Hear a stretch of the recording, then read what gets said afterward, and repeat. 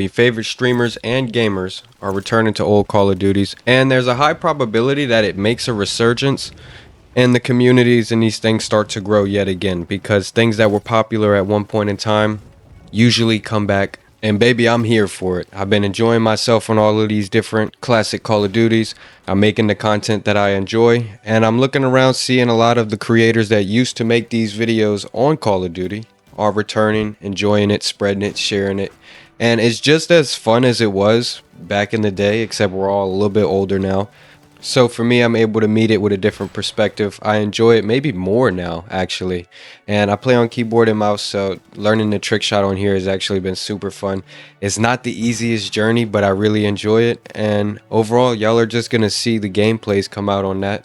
But today I can't help but realize how much this is coming back. The communities, even on all of these PC clients, are literally growing. And there's a market for people who want to see this content. Maybe they didn't get to live it young. So a lot of people might not even know about this. I'm actually realizing that right now. I'm kind of onk status. I'm 28, but I'm realizing a lot of y'all might not have even lived through that era. Or maybe you just didn't have an Xbox or a PlayStation at the time, so you just missed out.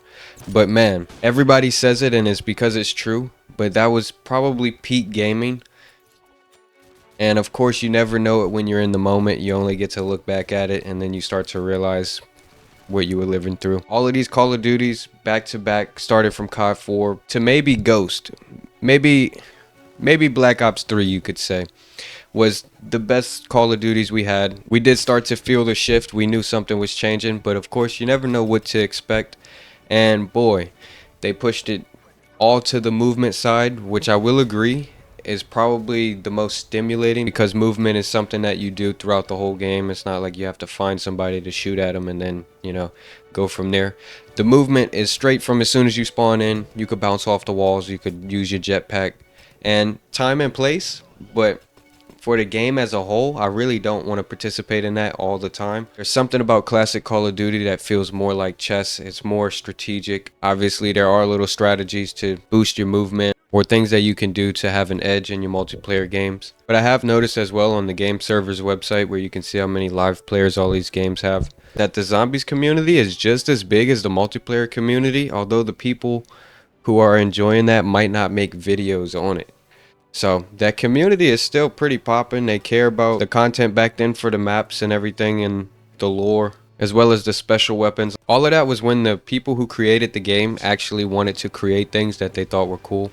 And then obviously business comes into play, and then it shifts from making it fun and new and innovative.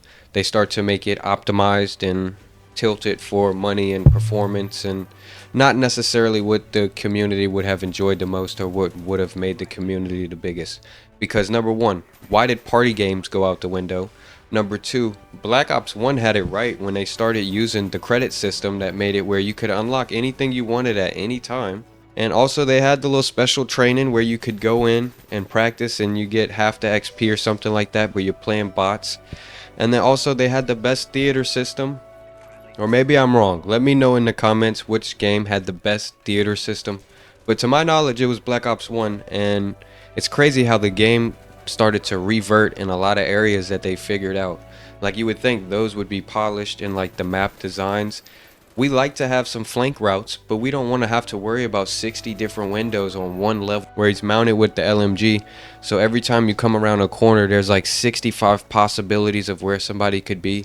That creates complete randomness and obviously does not help you enjoy the game. It only increases the stress level, which clearly is not going to help you enjoy the game. So this is nice to see that old Call of Duty is getting the recognition and the credit that it deserves. The people who lived through it know how good those games were. And then the people who missed out, like, you probably just think we gassing it. But if you really got to experience it, you would understand that all the games they're trying to make right now is to chase the feeling that everybody had when those games came out. Right now, gaming's pretty much in a dead space. There's no game that's truly innovating anything. They're all going from the same playbook, the same script, and we just keep playing it year after year. It's the same reason most people stop playing NBA 2K.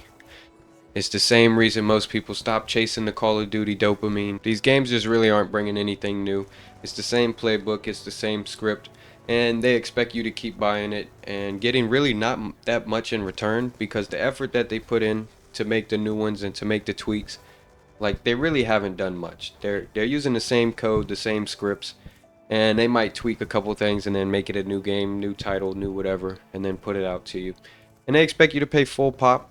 Even with the old Call of Duties that are literally 12 to 14 years old, they're charging $60 for, which just shows you the state of the business. They're terrified that you're going to go to the old Call of Duties, because to them, they feel like they can't market much off of that, and putting player bundles and supply drops and all that stuff, like it doesn't give them the max return on their investment. And just like the video I made the other day about investments and making sure you invest your time, your energy, your attention in the correct spaces, because obviously businessmen like that who just want to make a quick buck on you are going to throw out games that are not ready, or games that are optimized for certain things that you as the player don't care about. So the more we start to support these old Call of Duties, the more the community is going to come together, the more gaming is actually going to resurge, and it seems like the cycle has already begun.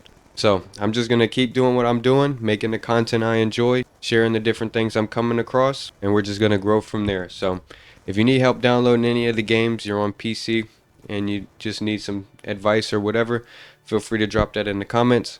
Also, I do have a Discord in the link if you want to be a part of a group that I'm making. This is a newer YouTube channel, so I really don't have that much motion yet. But the more the like-minded individuals come together, the more we're naturally just going to hang out in the comments anyway. So we're going to grow this the right way, and I look forward to the journey. So if you did enjoy this video, leave a like, comment, subscribe if you're new. I'm going to catch y'all in the next one. Peace.